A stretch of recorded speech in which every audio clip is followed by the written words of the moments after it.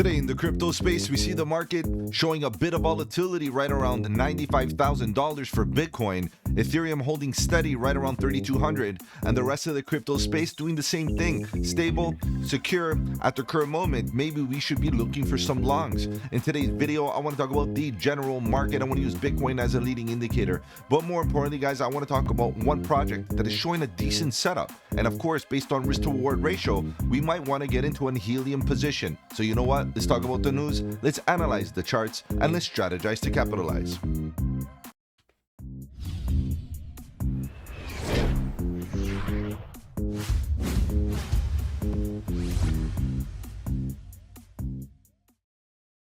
Welcome to the channel. My name is Mike, and let's get right into it, guys. If you're new to the channel, welcome. On the channel, we talk about cryptocurrency, Bitcoin, Ethereum, and all the altcoins. Looking for opportunity, whether we go up or down, bearish or bullish, it doesn't matter. All we want to do is stay one step ahead of the market so that we can capitalize on any of the volatility. And if you appreciate the strategy, subscribe to the channel, click the bell so you don't miss out on any of my future videos, including the live streams at 8 p.m. EST, where we talk about crypto news and price action.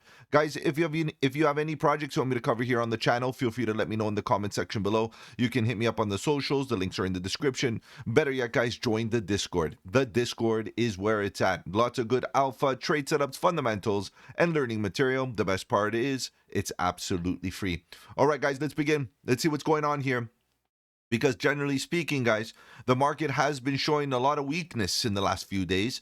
Guys, happy Friday, of course. And the question is, are we prepared for some weekend price action? We know the weekend is generally not the best time to be trading. But as you can see, the market has been on a downtrend. Obviously on the 4-hour, time frame, we've been seeing a midterm dip and retracement, and as such, we should be prepared to start looking for entries. Now, what I mean by this, is that if the 4-hour looks like a very, very mature chart, meaning that the structure that has been building on the 4-hour looks pretty good, and you guys know that I'm looking for that reversal on the 4-hour, but in the meantime, guys, there's nothing wrong with dropping to those lower time frames and basically scalping. Finding those entries, those setups, those opportunities where you can get into quick moves, ninja style, get in and get out type of price action and benefit from that volatility. Today on the Discord, guys, I made it very clear that I was getting into a bit of a short on Bitcoin. It played out beautifully. The entry and the exit played out beautifully. I walk you through it. Guys, join the Discord. There's lots of alpha, lots of setups, lots of individuals trading all day long, trying to figure out how to navigate this market. All right, guys, let's see what's going on with the general market, and then we'll talk about Helium. Why do I bring up Helium? It's all about setup, guys. Honestly, fundamentals, guess what? Sunday, guys. Sunday, I will be releasing a deep dive on Helium, and rarely do I cover the project as far as a setup goes so close to when I do a deep dive, because obviously I'm going to cover the deep dive setup as well. We're talking about price action, fundamentals, all that good stuff. But for me, more importantly for today, is that this setup looks pretty good in the sense that it might wake up. If we start seeing the market look good, particularly the Solana narrative, particularly seeing Solana get a bounce, Helium being part of that Solana narrative, it might work out in its favor. And I want to share that setup with you guys, because I think it's not bad of a scenario. Before we do that, let's take a look at the top 100. Let's talk about the general market. Generally speaking, as I mentioned, the market's still looking a little slumpy, right? We're down 1.5% as far as market cap goes. And you got to admit, within the last little while, we've been seeing the volume come down. It's very, very typical of this to happen during, a Friday sell-off and then leading into the weekend when the order books are very thin. This is something that we got to understand. Right, generally speaking, these are moments of which you might see the market kind of show a cool off. And if we do get some volatility over the weekend, we need to be prepared, okay? Because we also know that weekend volatility is all about the retail investor, okay? It is what it is. As I see, we see Aurora doing pretty good, 32% to the upside. You guys know what I've been talking about regarding the Near Protocol narrative. I told you about Aurora. If you were bullish on Near Protocol, there's two projects that you got to get involved with. And it's Aurora, obviously Near Protocol, Aurora, get into a bit of Rhea, and get involved, because those lower cap projects within bullish narratives or L1s should do very well. And right now we're seeing Aurora pick up pace right there. Scraping through the top 100, you can see, generally speaking, in the last 24 hours, we're doing okay, right? Generally speaking, 24-hour, we're holding steady. That's the best that we can do when we're in a downwards trend. On the 4-hour, we're on still on a downtrend. We're fighting for our life right now to find a bottom on the 4-hour trend.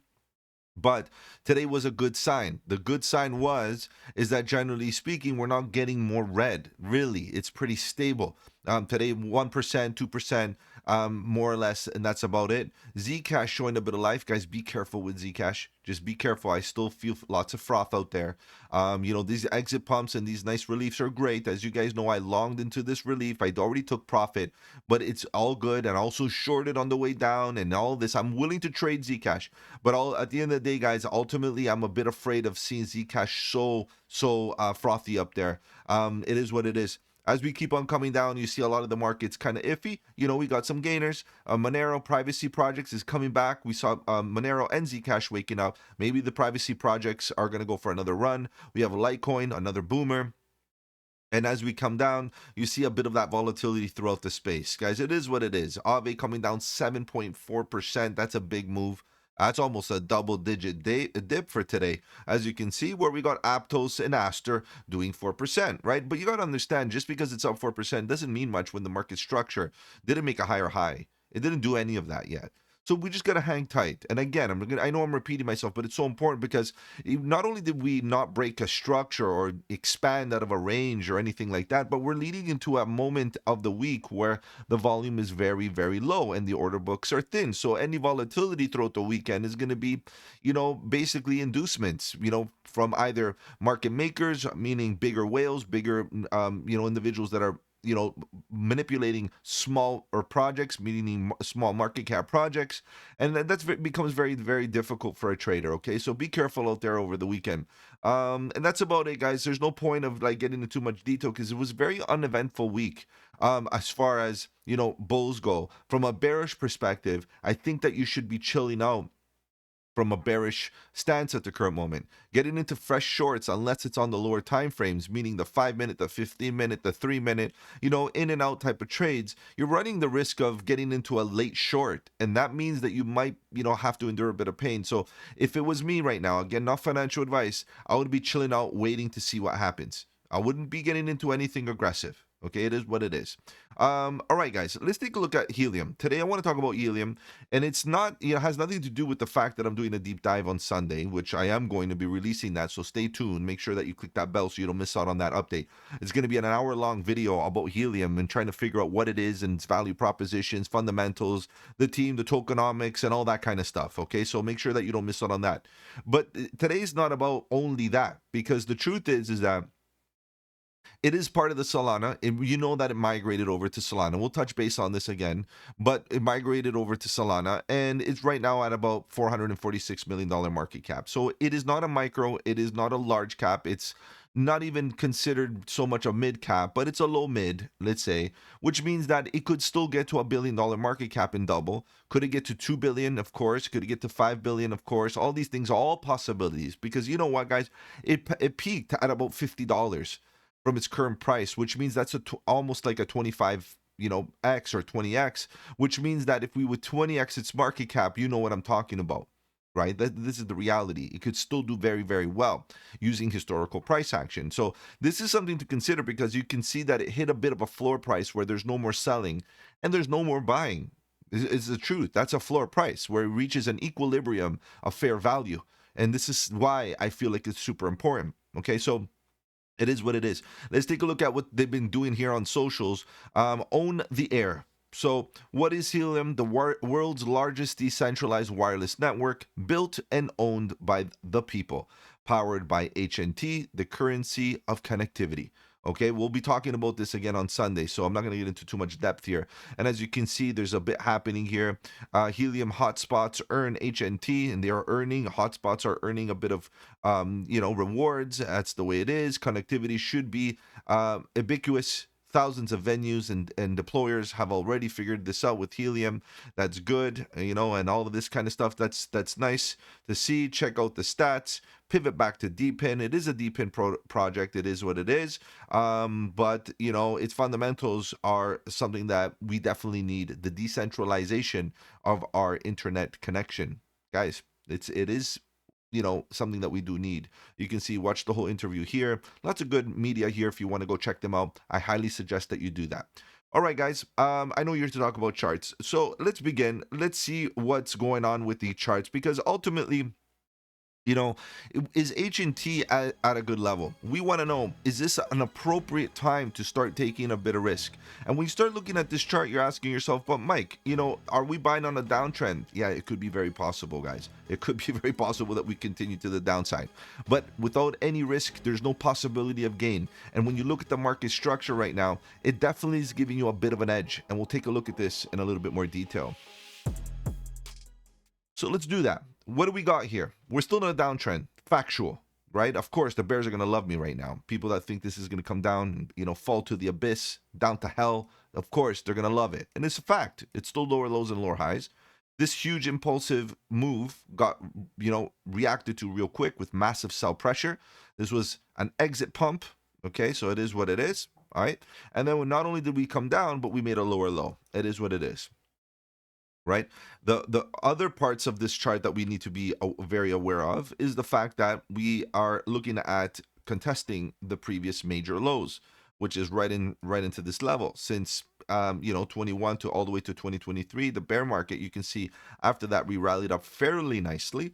Then we dipped, and then we come back up, and then we dipped again, and we're down here. And we've developed a bit of a point of control. We developed a point of interest of which defines a lot of volume, a lot of market participation, as you can see. Now, even if we exclude this, which I'm going to do, you can see that the volume profile suggests that there's still good volume here. Decent. Point of control. So why am I pointing this out? Is because, look, the next liquidity zone where the majority of the liquidity is at, and it's not even that much, even in comparison to what you see here, is down here. It's a very painful event to come down here. However, the pain is usually where the most liquidity is, and that's usually where the most participation is. And you can see based on volume, this is the level where you get maximum participation, right? And all of this was, buying and selling. You can see, look at all that volume. But right about now, we're at, at a bottom level where we could potentially be getting the best entries possible. If we start falling or continue falling through this imbalance, which is, a lack of volume, it's not really an imbalance, because the truth is that it's not like we had other good volume nodes below. If we start falling below and continuing, there is an imbalance right here. But if we continue falling, guys, it's a lower low. That's the reality. And we come down and it's going to fall below $1. Forget about it. This thing's cooked, right? It's coming down. However, what about if we get a proper market structure shift, a proper change of character, a change of direction of the trend, right? And this is what's very critical in today's day, in this current environment where you see Bitcoin falling and you see Ethereum falling and you see HNT falling. When is it going to stop falling? When do we finally say, you know what, I'm ready to take some risk? Now, this is what I'm here for. Looking at the opportunities, I don't feel comfortable putting a trend line here right now. So I'll leave it at that. And I'm going to just quickly position this in the field of view, and I'm just going to highlight the importance of this volume node. Very, very important, okay? Now, let's take a look at oscillators. Obviously, we're still downward sloping below the 200 daily EMA, the exponential moving average. Not a good look. It's still very bearish. I'm very, very aware of that, and so should you.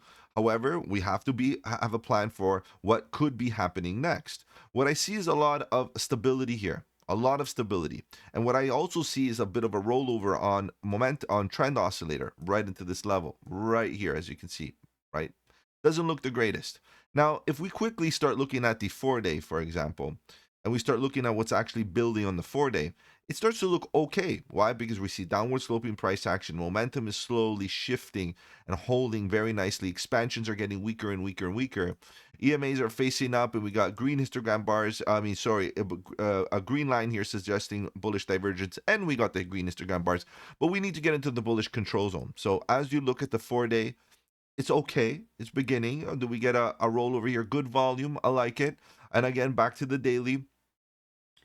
As we start to see what's really happening here, back on the daily, we start to say, well, let's define our range. Let's define what's really happening here real quick before we get into the 4-hour, because I think the 4-hour might give us a bit of an edge as well.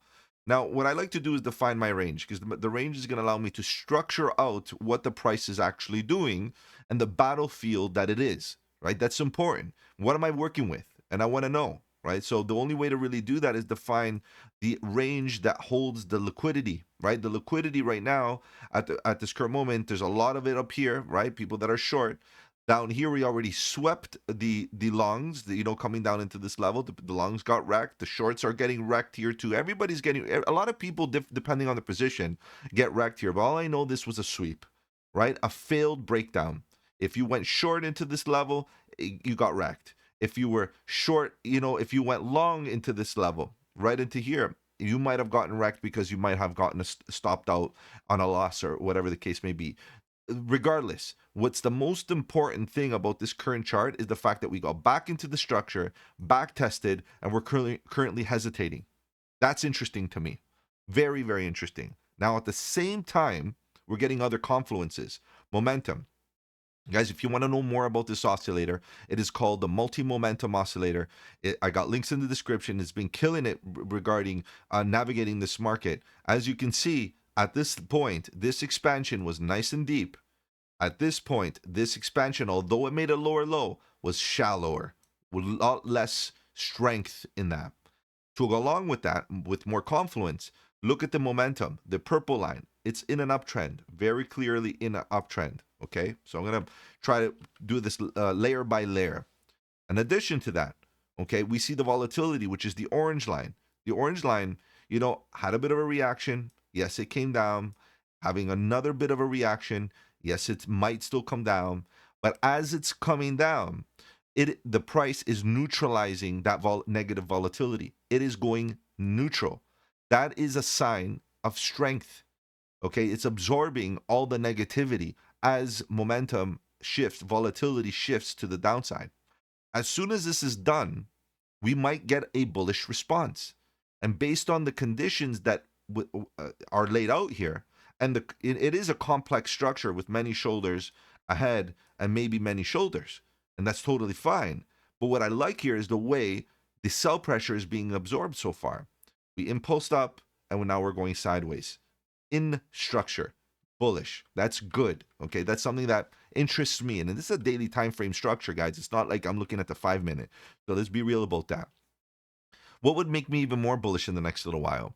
Seeing this not get as deep as these, right? I want to see an Uno reverse right here. I want to see this thing kind of reverse right here. That would get me even more bullish. Similar to what happened here, let's say, maybe it doesn't fulfill its destiny of getting completely oversold, which means that there's not enough sell pressure for that to happen. Bullish. That's what interests me. Now, if we start looking at the trend oscillator, it looks very indecisive. We did get an EMA cross. We did get one red histogram bar. It's not a good look, but we fought to get into the bullish control zone, which right now that's where we're at, above the zero. So it's not bad, okay? So we're kind of early still. You know that market structure didn't shift. I want you to roll back time into this video, and I want to make sure that you understand the chart is still bearish. Okay, but we are trying to find the level of which shows interest to start putting long positions in, because it looks primed, it looks great. Okay, so again, now that we've discussed the momentum and the trend oscillator, let's get rid of them and focus once again on market structure. We got divergences. Hold on, we got our divergences right into here, and got some follow through. And I just want to make it clear that, as you can see, sorry guys, the divergences right into here, lower lows on the price action, higher lows on the momentum, and follow through to the upside while we're making a higher low. You can't get better than that. Okay, again, lower lows on the price action, higher lows on the momentum, and follow through on the momentum and follow through on the price action with a higher low, or at least a sideways exchange of hands right here back into the structure. Guys, it is looking okay. It's looking good for a potential setup. Now, let's talk about the setup. The setup requires that you understand risk management, right? There's two places that I would be looking for risk management, here and here. Bearish case scenario. This doesn't hold, right? We came up, we hang out, we structure, we roll over, hunt this liquidity, come down, hunt this liquidity, we confirm a lower low, the trend is your friend. It is what it is, right? I made it very clear. We're still on a downtrend.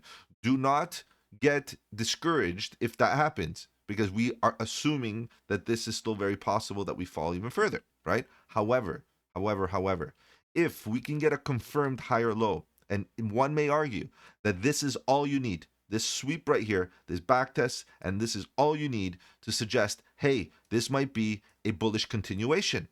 Why? Because again, we're going to start zooming in a little bit more. Okay. Bullish move to the upside. Right here, we're focusing on this fractal.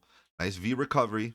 And as you guys know, I enjoy my fair share of rounded bottoms right into here. If we start getting into some passive accumulation where we can retest these highs once again with a bit of volume as we are increasing, I could expect a breakout here in the next little while. Now, again, it's Friday. It is the weekend. Are we going to get enough volume for that to happen? Guys, I don't know. I don't have a crystal ball. I have no idea, right? I'm not a fortune teller. But I'll tell you this, from a setup perspective, if it doesn't happen today, tomorrow, it might happen Monday, but it is positioned to potentially get that move. And again, with proper risk management, you have to take shots, because if you don't, you're going to miss out on all the opportunities. And this, for me, is an ideal situation where I can put my stop losses, protect my initial investment with clear invalidations, and potentially get into a long position, right? So where is the reward? We talked about the risk, right? The risk is that we see this thing continue coming down. You might want to exit a bit of your position or all of it down here. That's a 13-14% dip. And the next level is all the way down here, which is a 26% dip, which is massive. I get it, guys. So you have to be really, aware of your risk management. Just understand the market cap is smaller, right? It's a mid, volatility is going to be there. So if you put very, very tight stop losses all within this range, even if the price comes down to hunt this liquidity, let me just kind of clean this up to show you what I mean. Even if the price comes down to hunt this bottom, it could still happen and still maintain the structure. Even if it comes down to hunt this bottom, technically speaking, we still made a higher low in comparison to this one. So it might be fine to expect it to go back up and continue. You get what I mean? Your actual invalidation is here, and that's a big dip. However, consider it as a ratio, guys. And this is very important. Ratio-wise, let's zoom out. Zoom out. And let's kind of reposition. I'm wondering if I should get back onto the daily just so that I can position the majority of the chart. Maybe let's do that. Let's get onto the daily so I can majority of the chart, position majority of it on the screen. And I would say to you, okay, the next resistance, now let's get from a bullish perspective, where would you expect the majority of the resistance? Well, looking at this chart, I would say there's a good chance that this becomes resistance right into here. Right, we got lots of tops. We got this cluster, this order block right here. We got this all into this level, all this emotional baggage still left behind, all into this zone. I really don't care about the tips of the wick. I don't care about the whole move. I'm not trying to squeeze out every little ounce out of this trade. What I want to do is capture the majority from here, where we are right now, more or less, to this yellow line. Guys, percentage-wise, it's decent. And that's not even where the fun begins. That's just getting in from a position of strength, buying bottoms and looking for the next level of resistance. Because if you're a trader, your next question would be, well, what about if we break out of resistance? Is that possible? Guys, after a V recovery, again, the fractals exist on every time frame. After a beautiful V recovery right here, what about if this does turn into that passive accumulation phase, rounded bottom, V recovery, rounded bottom, where we do come up to this level once again? And guess what happens at that level? Breakout traders are going to be looking for entries, but not us. Why? Because we bought at the bottom of the range from a healthy risk-to-reward ratio, from a position of strength. You get the logic here. So yes, this is their invalidation. I get it. But look at your reward. Ratio-wise, just from a ratio perspective. Let me just clean this up once again. I want to keep this as clean as possible. So let's do a setup just to get my actual idea out there to you guys clearly. Enter here. Hypothetically speaking, again, you're going to have to do your own calculations based on your own risk tolerance. First area of resistance, right around here. I wouldn't be greedy about it. That's a nice 70% move. And the next level is through the imbalance above. Right below this bottom, I would be saying that's another good level where, you know what, I'll at least take a little bit of profit and start trailing up that stop loss just in case we get rejected off this order block right around 650. Right, that's where you start getting defensive and start protecting your gains. Guys, it's a 140% move. You have the opportunity here to take your initial investment off the table. And guys, I'm still being modest. Guys, I'm not even talking about all previous highs. I'm not even talking about all-time highs and price discovery. I'm just talking about this range. Healthily, respectfully, and safely looking for a move to the upside where I could earn, trade, and reward my portfolio with a bit of HNT, with a bit of Helium, without spending my stable coins through trading. That's it. right? Packing my bags through trading. That's the idea. So as you can see, the risk to reward is definitely in your favor. And as of this level, that would be the breakout. That would be the next target right around here. And that could be very, very possible. Okay, so conclusion, be prepared for a sweep that we come down lower. The max pain level is this. I don't see it too painful because there's not a lot of volume. Let's wait for a proper market structure shift. If that's what you want to do, guys, the reality is we're kind of building it right here. However, big picture based on this downtrend is not happening just yet. It's a little bit early. What you're doing is trading this. And that's totally fine. But if you're trading all of this, it's a bit early. What I would be doing is focusing on this, okay? And if this breaks out, start getting defensive on the next expansion, especially as we get here. Trail up the stop loss, take 10%. If it eventually moves, what we want to see here is a bull flag, an exchange of hands right before breaking out. You trail up the stop loss right before there. Again, you take 10% off in here because it could kind of reject and come back down, and to test the breakout zone. That's safety. That's risk to reward. That is the way you defend your gains, okay? After that, you left in the majority of your position, subtracting 10% for the potential continuation. We're up to here. Obviously, at that point, once you get here, you got to make critical decisions, guys. What are you going to be doing? You're going to be taking some profit. Are you going to take it all off the table? Are you going to just take your profit and put it all into spot because you think HNT and Helium is going to go to the moon? If that's the case, I think that would be a valid strategy to use the trading opportunity that you found here to be able to raise some Helium capital using house money. That's the best way to do it, guys. All right, guys. So overall, pretty good, guys. I'm going to be keeping track on this. And again, stay tuned for my deep dive on Sunday. I'll be releasing that on Sunday because ultimately, guys, the fundamentals also matter. To know exactly what you're getting involved with, to know, some of the good, the bad, and the ugly. Make sure that you stay tuned for that video, guys. If I've offered you any value in this video, do the channel a massive favor. Slap the like button. It does really help out with the algorithm. If you want to follow me on the socials, the links are in the description. Better yet, guys, join the Discord. The Discord is where it's at. Lots of good alpha, trade setups, fundamentals, and learning material. The best part is it's absolutely free. Take care, guys. Have a good one. And don't forget, buy the dip.